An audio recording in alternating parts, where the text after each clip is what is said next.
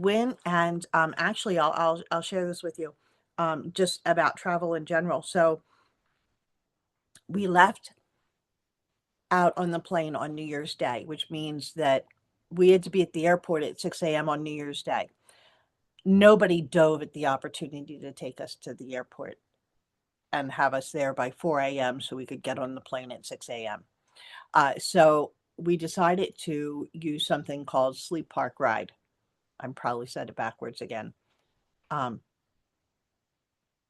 Park Sleep Ride, whatever it is, it worked very, very well. If you type it in wrong, it'll come up. So we we drove down by the airport, went to La Quinta Hotel. You can choose one of many, and we parked the car, took our suitcases in, um, checked in. A very basic room, clean, no problem. Everything was fine, no bells and whistles. We went to sleep, woke up, and washed our face, went down, took our suitcases, went down, and a driver. There was coffee there. You could grab a cup of coffee.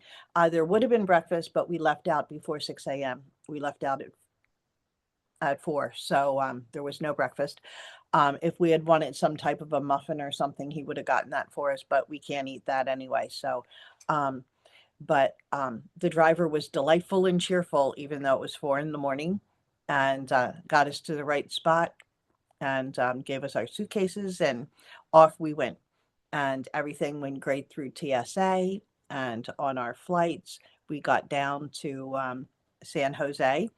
And once you get down there, if you haven't flown internationally, then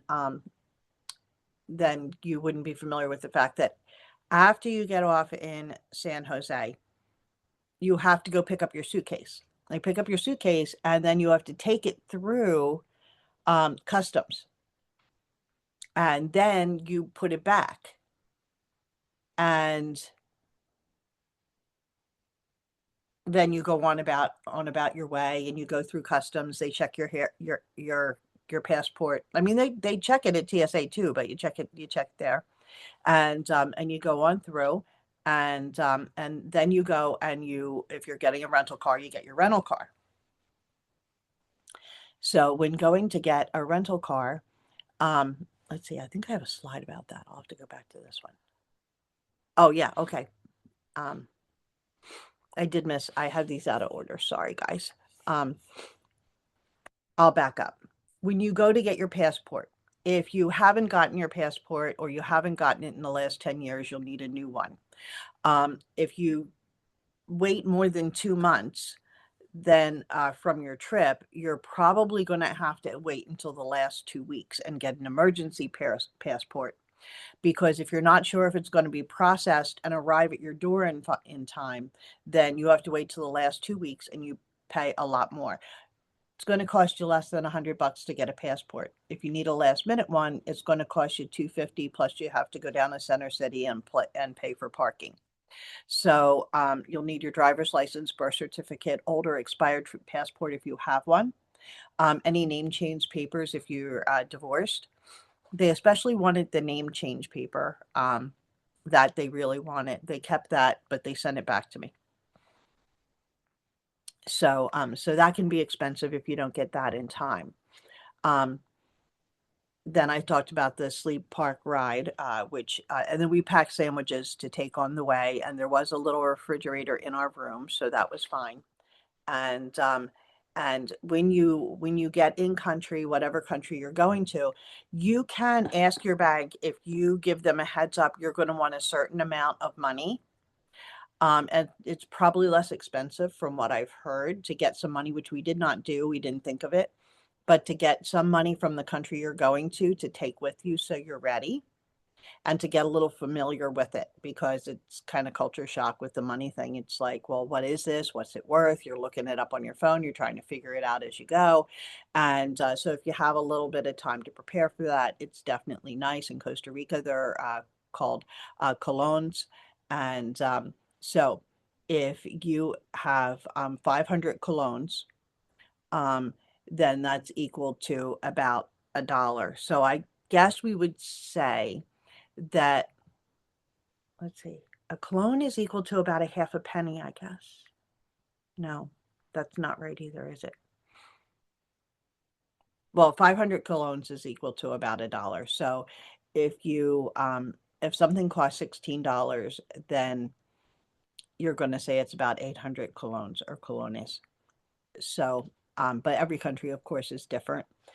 Credit cards. So in Costa Rica, but probably in most other countries too, your Visa, your MasterCard, widely accepted. American Express does have versions that do not have exorbitant fees. So if you're not using it a lot, you can get an American Express. And if you get the free one, there's less perks and benefits to it, but you're not spending $300 for a yearly fee for a credit card. So that is nice. Ask your Visa MasterCard company if they have an international version. And if they do, then that will take care of the conversion fee between ours and theirs. And so you won't be paying that extra fee between US dollars and colones. So, so keep that conversion um, fee in your head if you're going to go overseas. It was really very interesting. And this is a picture of the money down there. And the money is really, I think I shove it in my pocket. Here it is. So I don't know if you can, I don't think you can see me. I think you can only see the screen, but it is very pretty money. And the coins are, about, those coins are probably about the size of a little bigger than a quarter. So I brought back a coin for each of my grandchildren. So they could see them and whatnot like that. So we kind of got used to, guesstimating what money cost, what things cost by looking at it and kind of, we were able to gauge like, oh yeah, that's more than I thought, or that's what I thought it was about, or whatever. Um, so when we went through TSA, we had no issues, and customs we didn't either. So I was a little worried about customs, and so I didn't pack as much as I would have. I did bring my basic 16 like I always do, and so I carried that with me in my backpack.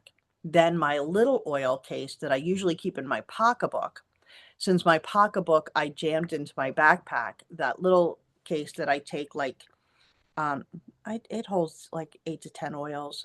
Um, so it really, I mean, it holds a decent bit, but that I put in the suitcase because I wanted to have my 16 with me in case anything happened.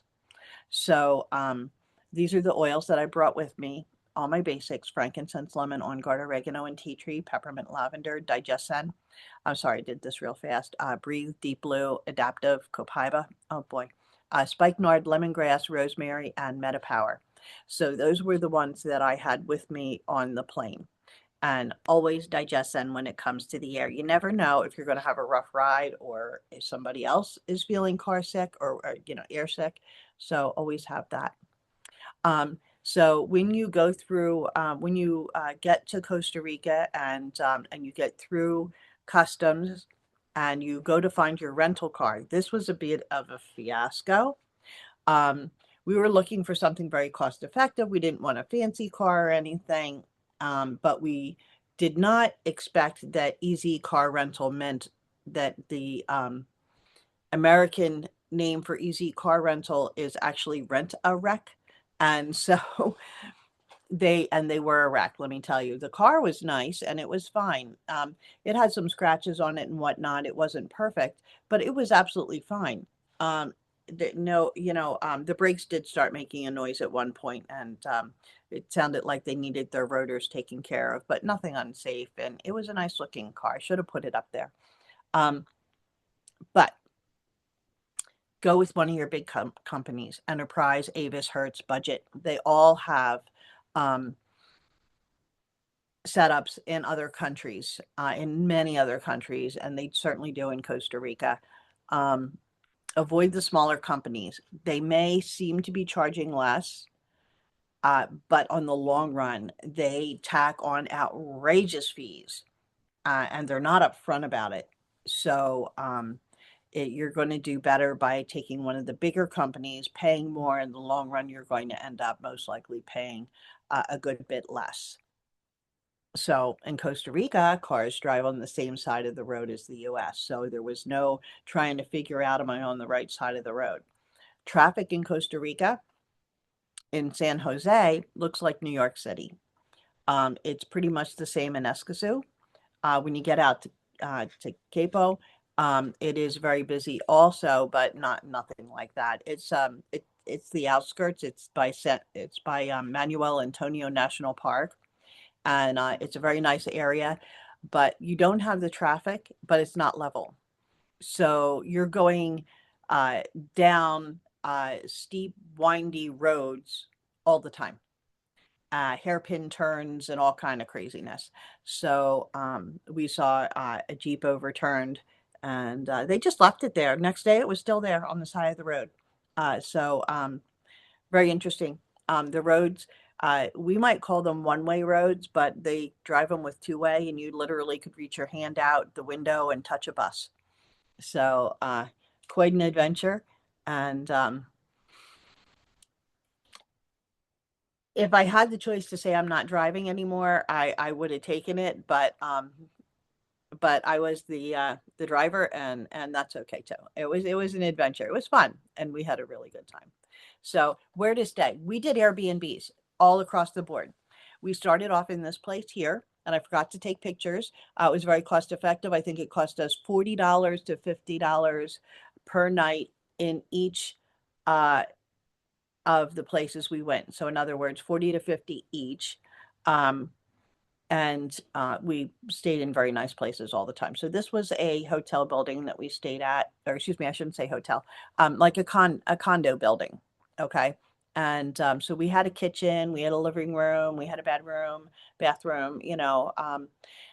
They're not big on hot showers there, and your dishwater and your sink um, and your bathroom sink are not heated. Your shower, they do have a heating unit on the shower head that will give you um, water that's nice and warm and not uncomfortable. From this hotel, this is excuse me, it's not a hotel, it's an Airbnb. From this Airbnb, this is the view. And my diffuser, oh my gosh. So I ended up getting a stuffy nose, and I did not bring my diffuser. I regretted it so much. When we finally got back to San Jose from Capo, we went to Walmart and got a diffuser. Anything would do. I just needed a diffuser. And the next day, my nose was almost completely better. The day after that, I was 100% fine. But I suffered for the first more than third of the trip with a stuffy nose because I didn't have my diffuser. So I would not uh, leave one home again. And I was afraid I didn't have a regular suitcase. I had a duffel because my daughter loaned me her duffel because my suitcase zipper broke before the trip. So I was afraid to bring the diffuser because it might break. I'm sorry, I'll just wrap it in all my clothes. I am not going without a diffuser again. So that was a big mistake. Um, in addition to my other oils, I also brought um, a frankincense roller, a pain roller, and a roller of plain coconut oil. Coconut oil in Costa Rica, believe it or not, like if you want cooking, like the solid cooking coconut oil, it's expensive there. It is really expensive. Like a little tiny little jar is like 8, $9. So, um, one of the things I do also is I offer spices, organic spices, and spice blends. And I've done that for years. I don't know if you ladies know that, but I've done that for years. So I did bring some spices and spice blends with us, and I will bring more next time. And I've come up with an idea that I came across on YouTube on how to um, bring them more efficiently. And so there's these little bottles that are very cute, and they're light, but they're still glass, and the nice little container to put them in. So that's what I'm going to do next time I go, because if you're staying at an Airbnb and you want to cook some of your meals, if you're going to go out and buy all your spices, it's going to cost you a small fortune. Are you going to bring them back or are you going to leave them there? So what are you going to do? So small amounts of spices if you're staying in Airbnbs is definitely a plus. So this here behind Madeline, I was actually trying to take a picture of the bakery there. And the reason I was taking a picture was not because it was an open air bakery. So the front of the store is all open. There's just those posts. There's no walls there. So you just walk right up to the counter. But that's not why. It's because we were in this little town and I wanted to take a picture of where we parked the car just in case we got lost so we could find our way back. So kind of like breadcrumbs for Hansel and Gretel. And then we were wanted to stop at that little supermercado down there in the corner to get a thing or two and to stop at the restroom. And then we passed this beautiful view at Jaco there. And then this is the third place we stayed at. And the second place, gosh, I have to show you ladies that, but it's not on one of my slides. I forgot to put it up. This is the third place we stayed at. On the 24th floor, you can see the beautiful view, and you can see there's a gorgeous pool there. I don't know if you can see that, but that is there's a beautiful pool up in that area. And then you're looking at the pink hot tub there. And Madeline enjoyed the hot tub. I didn't want to go in because on the 24th floor in the evening, it was actually only like 70 degrees, and that's not motivating enough for me to get in water. So, so I didn't bother. I went down to the laundromat and and had a lovely conversation with somebody down at the laundromat. So that was a lot of fun talking about hearing about the volcano and how wonderful it is to take a trip to the volcanoes. So that was a lot of fun. We did go to a cacao tasting back when we were in Capos and or at Manuel Antonio near Capos. And this here is a picture of this cacao tasting we were at. We went all the way down these different through this kind of like a jungle-ish like area. It wasn't in the jungle, it was the edge of the jungle, but it was very beautiful. And we went to this wonderful event. It was a cacao tasting event, and they had music and dancing and cacao. So basically, they were serving hot chocolate. And the woman in the picture there, she has um, a charity that she runs to raise money for women who own their own cacao farms. And so land is passed down through the women there when it comes to the cacao farms. And sometimes the women need some help. And so she raises money to help them with that. Um, and then we were taking a picture of uh, the moon and Venus was able to be seen through the jungle trees there. So it was a really neat night. We had a lot of fun that night. This is at Manuel Antonio, and this is a picture of the sunset and then the morning. So on either side, you're seeing the sunset. It was gorgeous. And then there's the caballos, the horses, in the morning going down the beach. So, and supplements. What supplements did I take? Well, of course, I took my LLV. So I took my standard traditional LLV and Terrazyme together in a pill holder. And because I didn't want to take all the bottles, so I just took it like that. I took the frankincense capsules with me, and that was primarily for the surgery. So the day of and ever after until I actually just finished the bottle last night, so I have none left. But I took it all the way through. The Serenity stick for sleeping, and recharge electrolyte packets, absolutely. The Advantage packets, and because you want the collagen when you're dealing, well, you want it anyway, but especially when you're dealing with surgery and connective tissue and whatnot like that, you want to encourage the body to heal better, right? And then the PB Assist, because the little packets just seem easier to take in the suitcase than taking another pill bottle. So I was like, well, just throw them in there with the Advantage and the recharge, and did that. So. And we went to this wonderful coffee shop. This was above where the cacao tasting was at night. And so we had a lot of fun there. And this man in the corner did card tricks for Madeline, and she had a lot of fun with that. They had a lot of gluten-free desserts and whatnot, and dairy-free. And this is the monkeys. If you can see the monkeys, we had a fun time looking at the monkeys there. They were running all around and playing with each other. And this little frog in the middle was right where we parked our car in Capos. And he was trying to camo himself into that fence. He sat so still. I mean, we were like probably like, I don't know, a foot, 18 inches from him.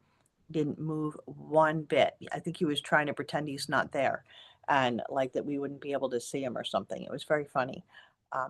But we clearly could. So here we have more monkeys and we have the beach again. So beautiful it was. The weather was between 62 at night, but during the day it was between 72 and 80. The monkeys are just roaming free on a street. Like you could just walk by a street and see a monkey the way you would see a dog around here. Actually, it's a really good question. Not on the street, but at the beach. Oh my All God. over the beach and even Oh, in the hotel, oh. like the people who stayed at, I think it was La Podea. We were talking to a lady who stayed there, and the monkeys would get up and steal the salt and pepper shakers and run off with them, and would jump up on the maid's cart and steal the washcloths and towels and throw them in the pool. And they're little menaces. And I think they let them stay because the guests are so entertained and have so much fun with them that, you don't want to get rid of what's going to make the guests happy. So, but they were definitely mischievous. Now, when it comes to in the streets and whatnot, no, when you're away from the the foliage, when you're away from the jungle trees or the beach. They like the beach. You would see them on rooftops, though. On rooftops in the city, yeah. No, I shouldn't say city. In the more populated areas, you would see them on the rooftops. Manuel Antonio, they were on the rooftops. Capos, I didn't see them actually in Capos. I certainly didn't see them in San Jose. Now dogs just walk around down the street. They don't have on their dog tags showing that they've had all the injections that that are up to date. They didn't have a leash. They didn't have a collar. They just went for a walk. And so you see dogs just walking down the street, along the road, wherever. So, and nobody minded them, and they didn't mind anybody either. So this is Franco. So this was outside of Escazú. And in Escazú is where the tree is. So that beautiful tree there just made me think. Anybody ever see Fern Gully? Heard of it, but never saw it. Same here.